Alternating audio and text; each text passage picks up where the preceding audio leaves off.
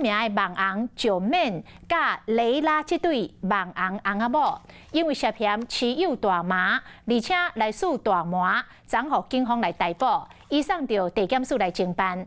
因为毒品的量拢真少，所以3个人拢互无报请回。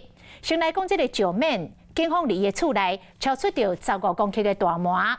当然，这个量无多，但是有麻粉的家私，有这个光粉纸。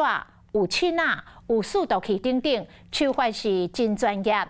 警方怀疑这个九妹可能是专业的大麻户。而即届这个扫毒的行动，总共有10个人互警方带回，其中有一个名叫做周元的人，伊嘛是网红。所以针对这个网红界的毒品，警方将要扩大来侦办。你会被一件重大的事件敲醒，比如说，算命老师算个真准，有名的百万网红照片，伫咧家己的频道算命，想到真正牵涉到大风波，被警察抓到涉嫌贩毒，互移送法办。警察抓到照片有2级毒品的大麻，将警察去因兜敲到10公克到15公克的大麻，搁有10多条的光粉纸，当已经抹去，绑下含数毒的器具。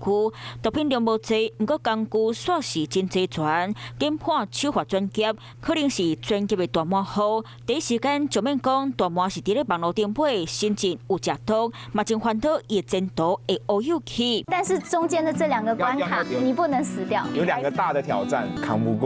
对，就免叫警察以毒品罪移送地检署，因为毒品量真少，检方精神免保证金该放动去。那就免食毒，有名的网红雷拉翁仔某同款涉案，另外还有迄。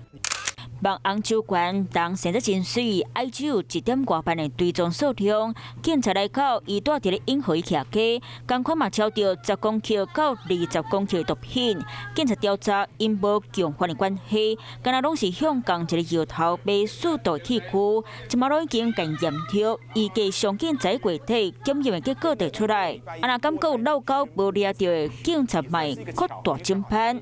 Hello， 我是雷亚，想要抢先掌握最及时的新闻资讯吗？赶快订阅、按赞、开启小铃铛，锁定华视新闻 YouTube 频道。